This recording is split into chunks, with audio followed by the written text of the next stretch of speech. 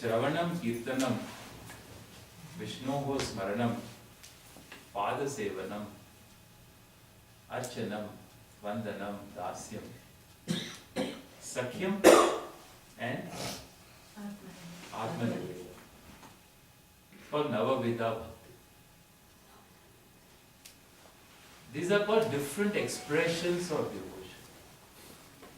Shravana, educators. Just listening, studying about the Lord, singing the glories of the Lord, worshipping the Lord, meditating upon the Lord, the attitude of a friend, a guide like Arjuna and Krishna, or pursuit of oneself, one's essential self, as being non-separate from the Lord.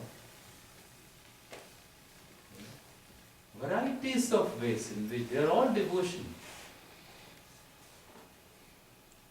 And devotion also, like any other emotion, is not static.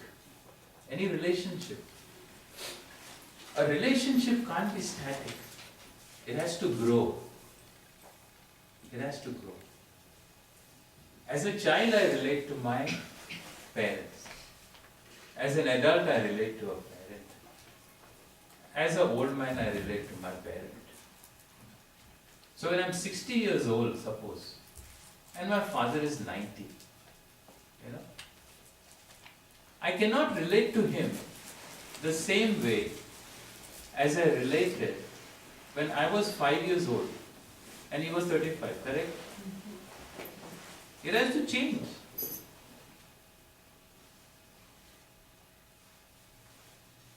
So whether whoever it is, whether it is between parent and child, whether it is between spouse, whether it is between siblings, all relationships have to grow, have to mature. So this devotion, devotee relationship also matures in time. Chaturvida bhajante mam. You know that verse in Gita? Yeah. There are 4 types of devotees. People who worship me. They are all my devotees. The Lord says. The one who seeks things in life is a devotee. Because when he has to go to exam, he prays to me. At least that time he prays. He's a devotee. He's not a devotee. Or there is another person who artaha. This is artaha. Then artharthi. He knows that in any endeavor, there is an element of grace. Not only certain endeavors, when he is insecure, but in everything. That person is also a devotee. Then there is another person who sees me not as somebody, a giver. There is no nepotism here. But as somebody who he wants to know, who wants to recognize, he wants to be close with. That's the jignasu, the one who seeks me out. And then finally the one who recognizes himself or herself as being non-separate from me. So this is a transformation, this is a growth process. Like any relationship has to grow, this relationship also needs to grow over time. So thus this is all various elements that need to be thought about, perhaps understood. If we really need to be comfortable with the idea of what is bhakti, what is a bhakta, and not simply imagine things and get intimidated.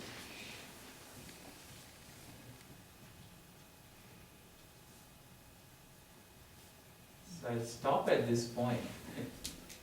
Maybe a few minutes we can have some questions and dialogue. when you say that, obviously you just talked about that, how you relate to what you're looking for. So given that obviously we go beyond asking God every time for whatever it is we want, so in our prayer, what is it we should be doing? Yeah. So, yeah, this is a question, good question. So, then what should be the nature of the prayer? What am I really, in prayer, what am I doing? What am I really doing in prayer? You know? So it all depends. It all depends on where I'm coming from. So sometimes the prayer is all about, so what I want. You all know what I want. Sometimes prayer is an acknowledgement. It's just an acknowledgement of all that is given to me. I don't look at what I don't have or what I need because I'm overwhelmed with what I have. You know, I feel so fulfilled with what I have, what is given to me, that I don't notice what I don't have. So it's an acknowledgement of what has been given. Sometimes it is asking. Asking not necessarily for things, maybe for things. Please help me, I pray for the lottery. It's okay, few more dollars, maybe Bhagavan will give. It's not the beginning or the end of the world. Most people who win lottery blow it off, you know, and end up in debt. You need to know this. Majority, more than 50%, end up in debts, the ones who win lotteries. Because they don't know how to manage. God only gives to those who know how to manage money well. So sometimes the prayer is about that. Sometimes it is not about anything, really. You know, suppose you love somebody. You sit down, you have a meeting. You don't have a meeting, but suppose you meet up with somebody you love. So sometimes what do you talk about? Sometimes you don't have to talk. It's just the presence. You enjoy the presence of being with someone. And you can just be enjoying the presence of being with the Lord. You know? Prayer is like, prayer becomes a platform, really. Prayer becomes a platform on which I feel the Lord is there with me, correct? Sometimes people have this question, you know, when they want to do some prayers at home. This is how we do this all the time, people do this. So they invite the priest to come, you know, please can you come to the house, I want to do this prayer. First question we ask, how long will it take? How long will it take? One thing, you simply put him on the defense. He is not wanting to come to your house for praying. You are the one who is inviting him to do a prayer for you. Then you are asking him, how long will it take? So he says, you know, so if he is a little bit experienced, he will say, so, you know, how much time do you have?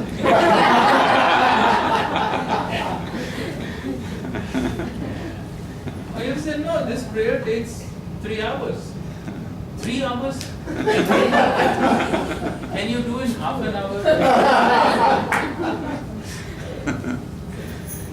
Marriage ceremony, can you do in half an hour?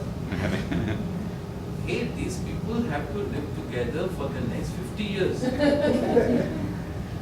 Let us see if they can make it through 3 hours with me. If they can make it 3 hours with me, there is some chance. Half an hour you want, what can I do? What commitment can they make to each other in half an hour? At least 3 hours you put them through it, they get so tired at the end of the whole thing, they say it's not worth going through this again.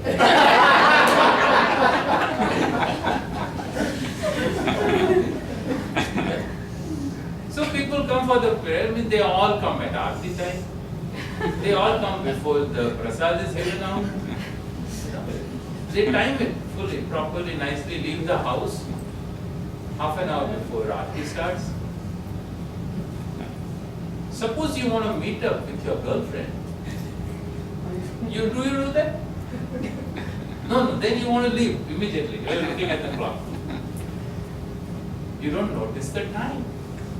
If I am with someone that I love to be with, I don't notice the time. In praying, after all, who am I with? Who am I with? If I recognize that I am in the presence of the divinity that I have invoked, then in fact you don't notice the time. You really don't. You can sit through a Sahasra Namarcha, 1008 names you can sit. Otherwise, you will say, can we do with 16 names?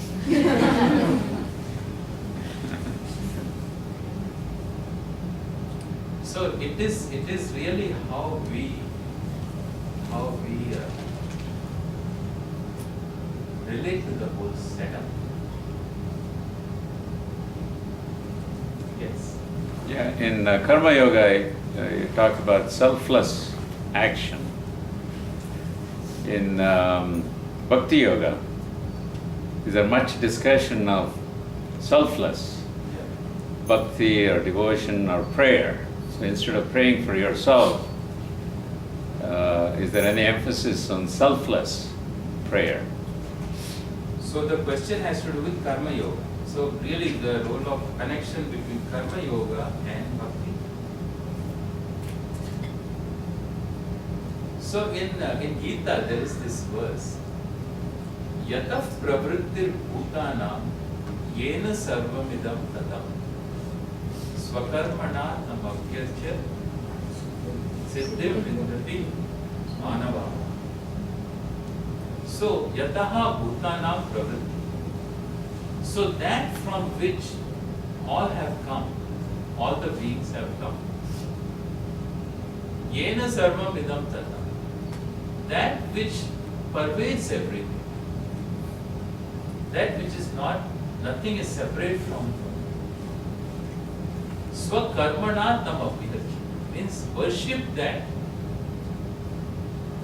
May all your actions be a form of worship. Such a person with such an attitude, you gain, so the ultimate goal. So that means that from which everything has come and is sustained is the Lord.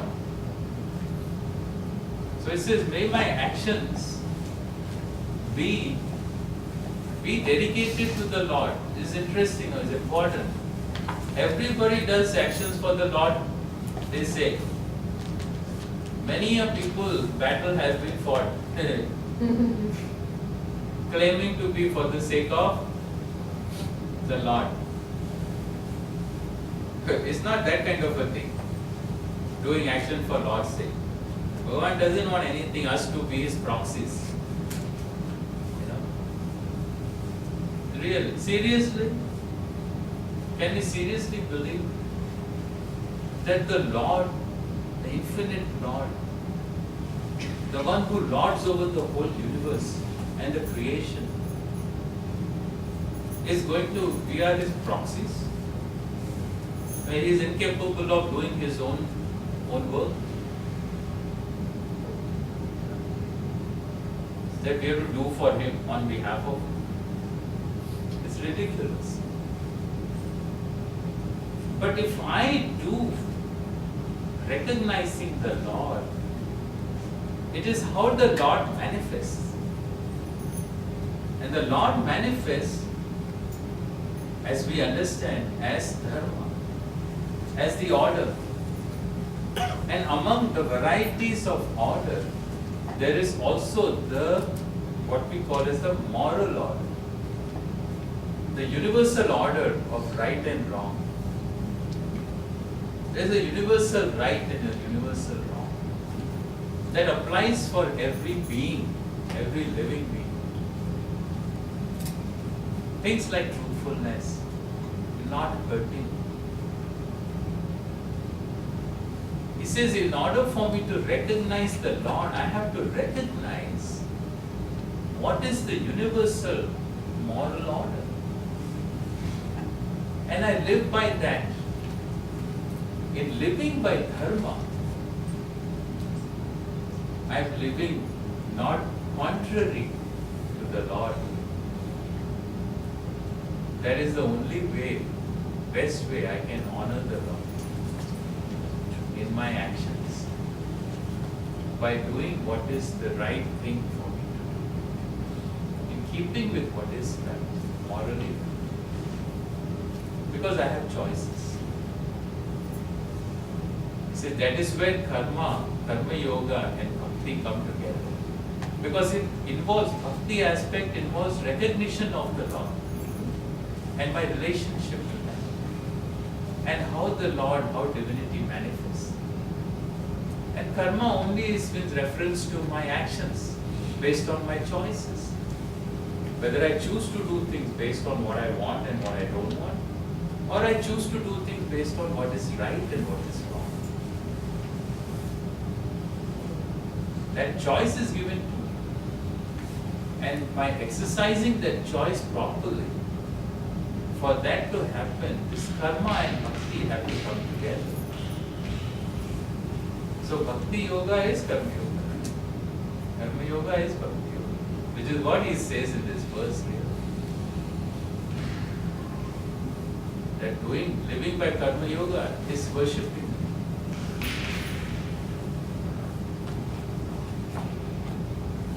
One more question.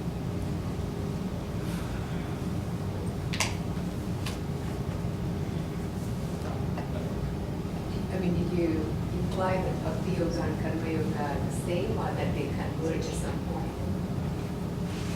Well, they are the same, really.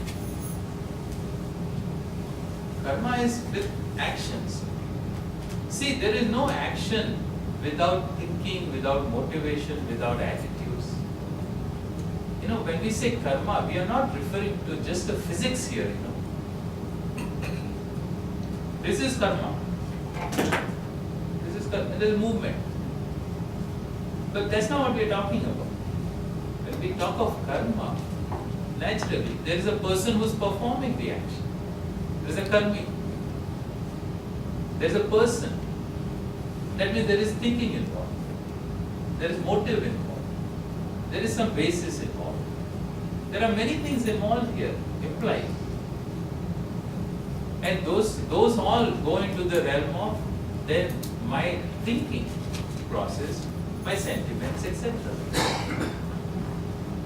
So he says, when my actions take into account the Lord, the order, karma, motive, all that it is beyond being just an action.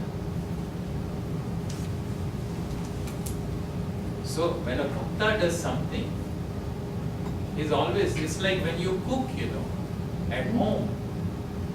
You're cooking. Cooking is cooking. You're alone at home and you're cooking. Or your whole family is there. Your children are there. Your grandchildren are there. You're cooking. It's not the same. It's not the same. No, you're cooking in the context of all that you love that is around you. That cooking is still cooking. But it is, you say, this has one ingredient which that other yesterday's cooking didn't have. Hey, what is this ingredient? It is love. All these things we talk about, right? So karma is an action. But when there is Bhagavan, where there is my understanding, where there is dharma, where there is that sensitivity, where there is bhakti, then that is, you call it karma yoga or you call it bhakti. It's just the same thing.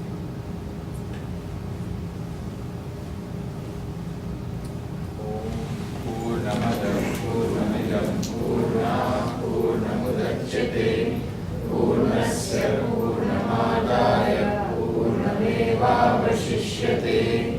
Om Shanti Shanti Shanti. Hari Om Shri Gurubhyo Namaha. Hari Om. I have a quick announcement. We also have